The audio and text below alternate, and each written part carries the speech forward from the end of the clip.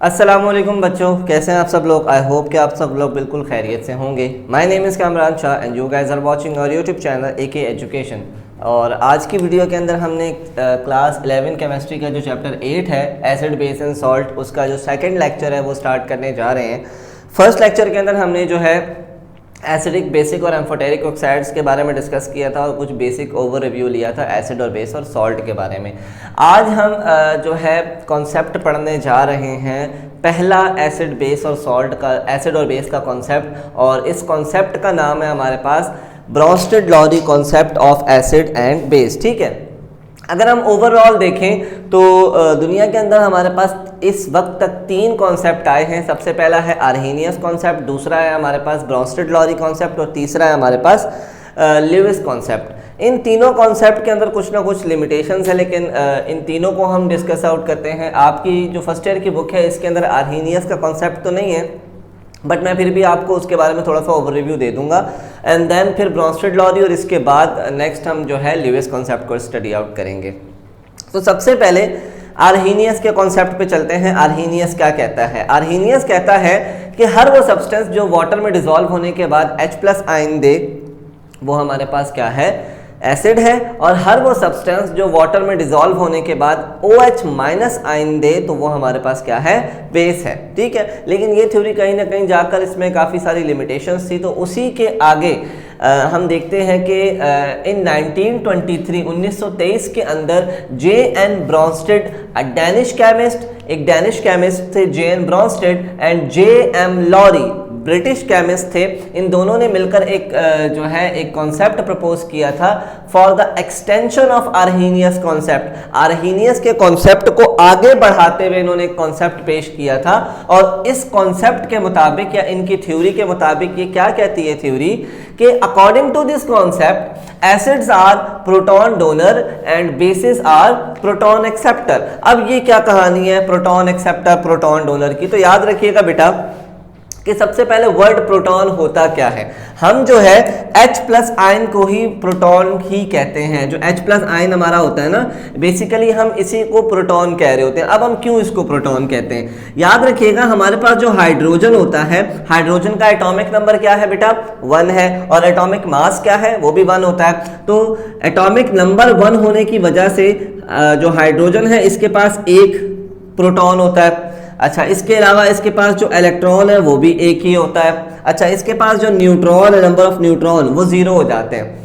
लेकिन जब ये H+ के अंदर कन्वर्ट होता है, H+ का मतलब क्या होता है कि अपना ये एक इलेक्ट्रॉन क्या कर देगा? डोनेट कर देगा। और जब ये अपना एक इलेक्ट्रॉन भी डोनेट कर देगा, यानी कि इसके पास अब इलेक्ट्रॉन भी 0 है, न्यूट्रॉन भी 0 है, अब इसके पास सिर्फ और सिर्फ एक प्रोटॉन बचा। इस वजह से H+ आयन को हम प्रोटॉन भी कहते हैं। ठीक है, तो यहां पर इस पूरे के पूरे कॉन्सेप्ट में H+ आयन की ही बात होगी जिसको हम प्रोटॉन कहेंगे। तो कह रहे हैं कि acids are proton donor and bases are proton acceptor. अब यहां पर फॉर एग्जांपल मैंने आपके सामने 2 एग्जांपल लिखी हैं। जैसे पहली एग्जांपल है कि हमारा जो है एक कंपाउंड है HCl, वो वाटर के साथ रिएक्शन कर रहा है। अब हमें नहीं पता कि कौन सा एसिड और कौन सा बेस है। तो होता ये है कि इस तरफ इक्वेशन के अंदर जब आप देखेंगे, इस तरफ जब आप देखेंगे तो हमें नजर आएगा कि ये जो H है ये बीच में से डिसोसिएट होता है, और ये जो HCl है अपना एक अदद जो प्रोटॉन है वो H2O को डोनेट कर देता है, और ये जो H2O है ये हाइड्रोनियम आयन के अंदर कन्वर्ट हो जाता है, यानी H3O पॉजिटिव के अंदर ये कन्वर्ट हो जाता है। और ये जो H2O है और ये जो H2O है हमारे पास, सॉरी ये जो Cl है ये हमारे पास Cl नेगेटिव के अंदर कन्वर्ट हो जाता है। ठीक है, तो यहां आप देखें कि अकॉर्डिंग टू ब्रोंस्टेड-लॉरी कॉन्सेप्ट हमारे पास ये जो सब्सटेंस था HCl, इसने क्या किया? प्रोटॉन को डोनेट किया। तो प्रोटॉन डोनर हमारे पास क्या होता है? प्रोटॉन डोनर हमारे पास होता है एसिड। तो हम इसको क्या कहेंगे कि ये क्या है? एसिड है। और इसने H2O ने प्रोटॉन को क्या किया? एक्सेप्ट किया। तो प्रोटॉन एक्सेप्टर हमारे पास क्या होता है? बेस होता है। ठीक है, ब्रोंस्टेड-लॉरी के मुताबिक। नेक्स्ट एग्जांपल है हमारे पास NH3 का रिएक्शन हो रहा है वाटर के साथ। अब यहाँ ये हो रहा है कि ये जो वाटर है इसमें से एक H प्लस जो है वो टूटता है और ये अपना प्रोटॉन जो है वो किसको डोनेट कर रहा है, NH3 को जो है वो डोनेट कर रहा है। And according to Bronsted Lowry concept, अब यहाँ पर देखिए, यहाँ पर water as a base behave कर रहा था, लेकिन यहाँ वाटर ने अपना H प्लस आयन इसको दे दिया, यानी कि अपना प्रोटॉन डोनेट कर दिया। तो यहाँ पर जो वाटर है ये प्रोटॉन को डोनेट कर रहा है, तो यहाँ पर ये वाटर जो है हमारे पास एसिड बिहेव कर रहा है और ये जो अमोनिया है ये हमारे पास बेस बिहेव कर रहा होता है। ठीक है, एक कॉन्सेप्ट तो ये आ गया। अच्छा, एक और कॉन्सेप्ट है कॉन्जुगेटेड एसिड और कॉन्जुगेटेड बेस का, कि जो एसिड होता है, याद रखिएगा, एसिड जो होता है ये हमेशा हमारे पास क्या बनाता है, कॉन्जुगेटेड बेस बनाता है। क्या बनाता है, CB, कॉन्जुगेटेड बेस। और ये जो बेस होता है ये हमेशा कॉन्जुगेटेड एसिड की फॉर्मेशन करता है। ठीक है, इसी तरीके से अब यहाँ आप देख सकते हैं कि जो हमारे पास बेस था NH4, तो ये क्या बनाएगा, अब इसको हम कहेंगे कॉन्जुगेटेड एसिड।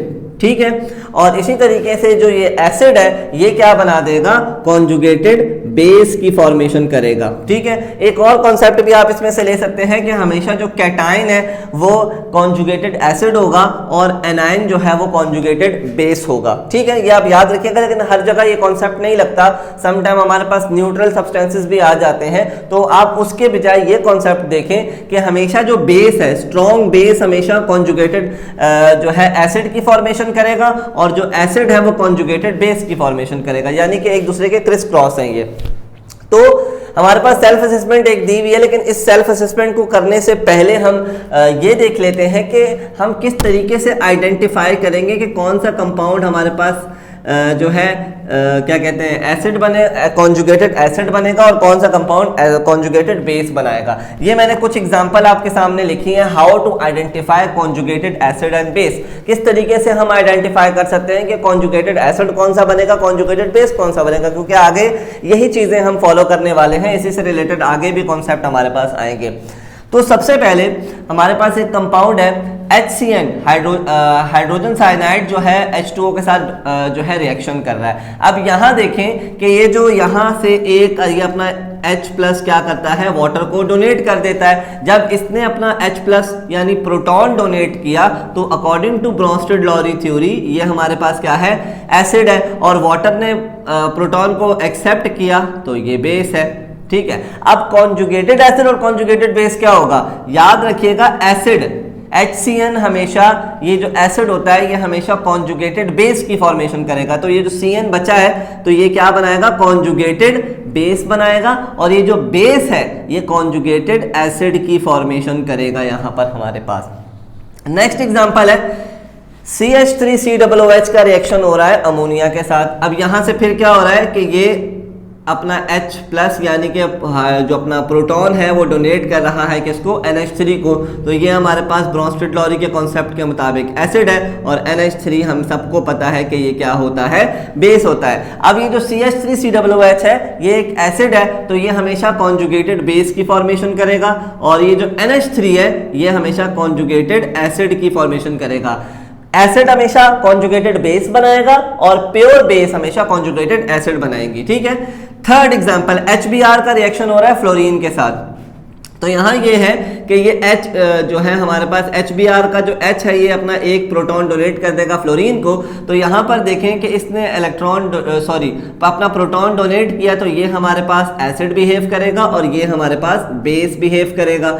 एसिड हमेशा कॉन्जुगेटेड बेस बनाता है, तो यहाँ हम लिख देते हैं ये कॉन्जुगेटेड बेस होगा, और ये जो बेस है ये हमेशा कॉन्जुगेटेड एसिड की फॉर्मेशन करता है। ठीक है, ये एग्जांपल भी हो गई हमारे पास। एग्जांपल नंबर 4 है कि H2O का रिएक्शन हो रहा है कार्बोनेट के साथ। तो यहाँ आप देखें कि यहाँ से H प्लस जो है वो निकलेगा और ये अपना प्रोटॉन कार्बोनेट को डोनेट कर देगा, तो ये प्रोटॉन डोनेट कर रहा है, ये हमारे पास क्या कहलाएगा, acid, and this is base, क्योंकि ये प्रोटॉन को एक्सेप्ट कर रहा है।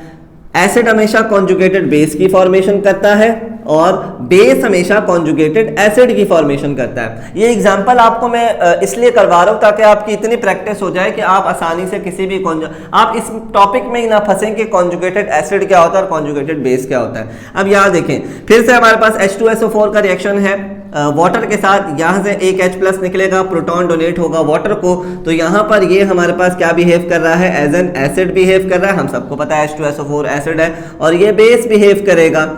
एसिड हमेशा कॉन्जुगेटेड बेस की फॉर्मेशन होती है और बेस हमेशा कॉन्जुगेटेड एसिड बनता है। इसी तरीके से लास्ट एग्जांपल H2S का रिएक्शन है अमोनिया के साथ। यहाँ से अपना प्रोटॉन जो है इसको डोनेट करेगा, तो ये हमारे पास क्या हो गया, एसिड, और ये हमारे पास क्या हो गया, बेस। ठीक है, एसिड हमेशा बेस की फॉर्मेशन करेगा, कॉन्जुगेटेड बेस, और बेस हमेशा कॉन्जुगेटेड एसिड की फॉर्मेशन करेगा।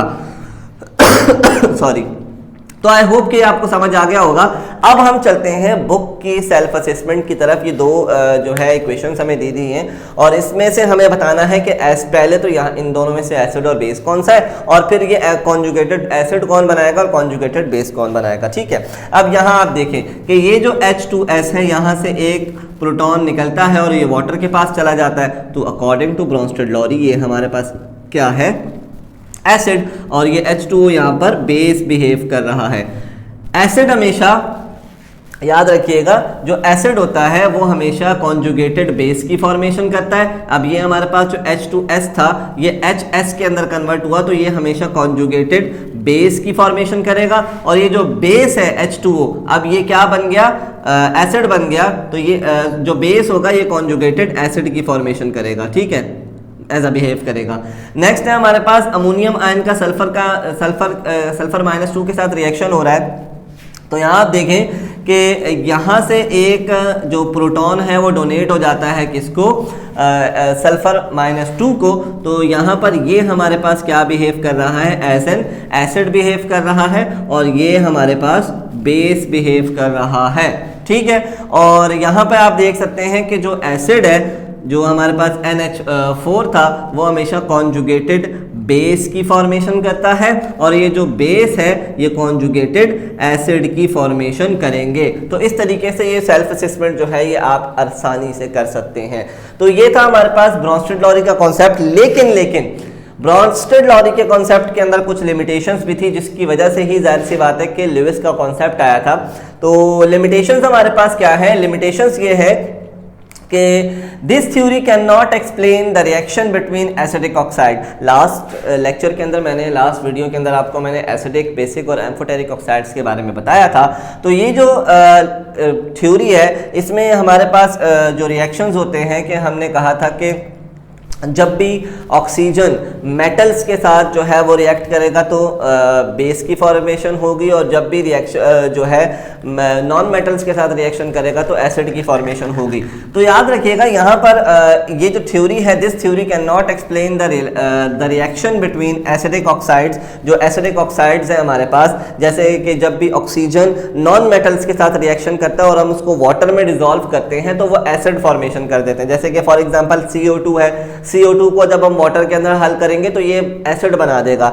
SO2 को जब हम वाटर के अंदर हल करेंगे तो ये एसिड बना देगा। यहाँ पर ये भी एसिड है, लेकिन ये तीनों एसिड है, लेकिन यहाँ पर कहीं भी प्रोटॉन नहीं है, प्रोटॉन की बात ही नहीं है, कहीं पर प्रोटॉन है ही नहीं, लेकिन फिर भी ये एसिड है। तो ये एक बड़ी इसके अंदर लिमिटेशन थी। नेक्स्ट है, and the basic oxides like calcium oxide, barium oxide, magnesium oxide, ये भी मैंने आपको बताया था कि जब भी ऑक्सीजन का मेटल, यहाँ नॉन मेटल के साथ रिएक्शन हुआ था और यहाँ पर ऑक्सीजन का मेटल के साथ रिएक्शन होता है, उस ऑक्साइड को हम बेसिक ऑक्साइड कहते हैं। और जब उस ऑक्साइड को हम वाटर के अंदर डिसॉल्व करते हैं तो बेस की फॉर्मेशन होती है। तो ये भी हमारे पास सारे के सारे बेसिक ऑक्साइड्स हैं, और जब हम इनको वाटर के साथ रिएक्शन करवाएंगे तो हमारे पास क्या बन जाएगा, बेस बन जाएगा। लेकिन यहाँ पर भी कहीं पर भी प्रोटॉन का कोई जिक्र ही नहीं है, तो यहाँ पर भी आकर इस थ्योरी के अंदर लिमिटेशंस आ जाती हैं। एक और चीज़ है, certain substances like AlCl3 and BF3, these two substances are also acids, ये दोनों भी एसिड्स हैं, लेकिन इनके अंदर भी कहीं पर